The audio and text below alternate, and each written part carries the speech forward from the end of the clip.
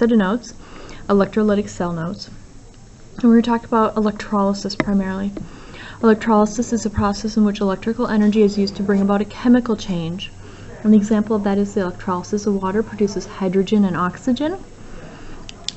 Now, an electrolytic cell, very similar to electrolysis, is the cell used to cause the chemical change through the application of electrical energy. And what we're looking for is a battery or a power source.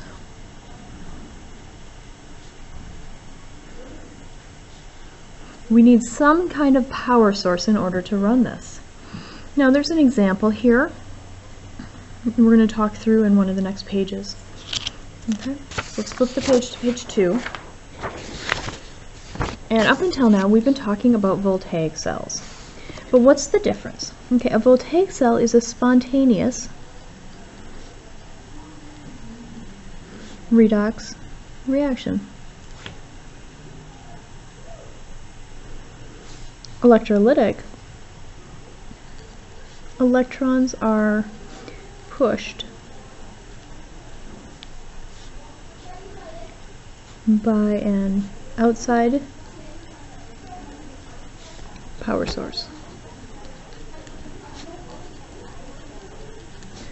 such as a battery.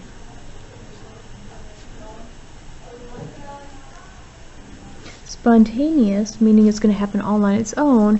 Electrolytic, it's not going to happen on its own, it needs a power source. So let's go through and take a look at this table, see what some similarities, some differences are, because you do need to know what you're looking at. There's an example of each at the bottom. Very familiar with what this is. We've been talking about it for a while. This is your electrolytic cell. So let's list a few things. And galvanic. Energy is released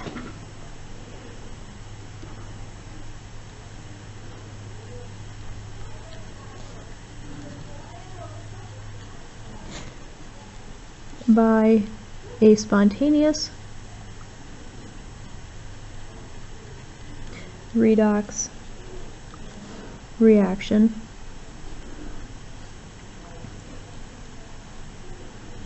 converts chemical energy to electrical energy.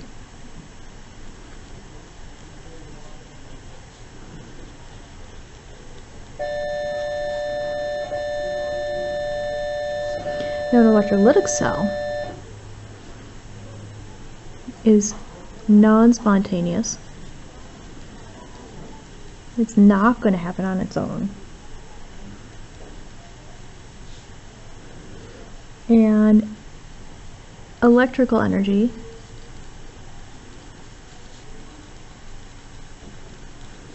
is used to drive the reaction.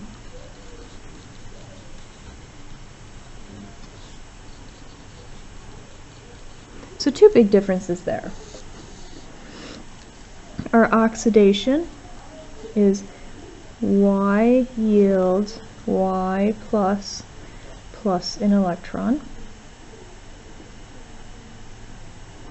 And our reduction is Z plus an electron, and we're just using generic terms here, is Z minus. Our overall, now remember we had all of our products and all of our reactants, we leave them where they're supposed to be, is Y plus Z yields Y plus Z minus. And I got rid of those electrons because they're same on both sides.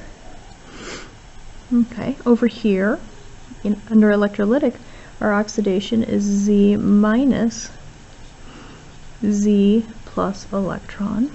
Our reduction is Y plus an electron yields Y. So our overall is Y plus Z minus yields Z plus Y. You'll notice that these are opposites. On table J, for a voltaic, electrons flow high to low. For an electrolytic, it's the opposite. Table J, electrons flow low to high. Big difference. Here's another one. Our cathode is positive, our anode is negative. They're opposites. For electrolytic, cathode for an electrolytic is negative, anode is positive, because we're reversing everything. Now there's just a couple of examples here. Okay. Electrolysis of water, very similar to what we did, only we didn't use a balloon.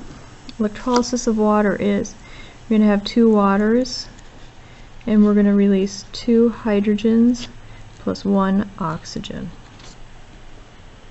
And that only happens when we have put power through it. One of the things we look for that battery. Electrolysis of brine, that's a salt solution. And that salt solution, we're going to have hydrogen gas and chlorine gas formed. Brine is a sodium chloride solution. It says right here, when sodium chloride is dissolved in water, its ions separate and can conduct electricity. Sodium hydroxide is left and is used to make soap, clean ovens. The chlorine is used to disinfect pools. The hydrogen is used to make ammonia, which is a cleaning agent.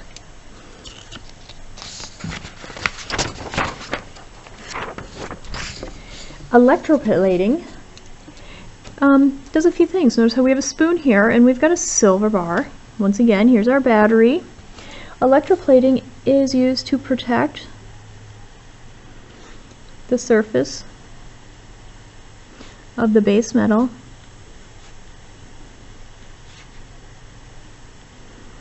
from corrosion, or to make it more attractive.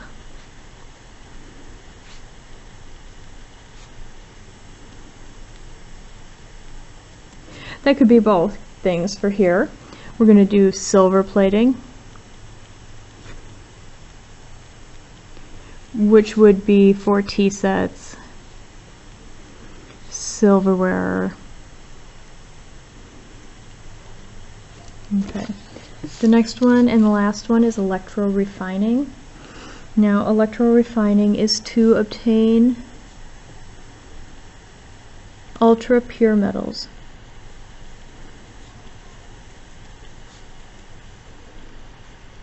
Such as lead, silver, and copper.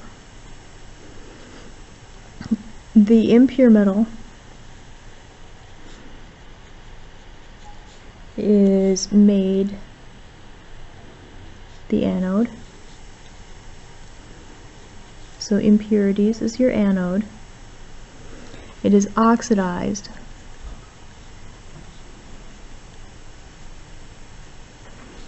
and then reduced. So they're going to oxidize it and then reduce it to make a pure metal.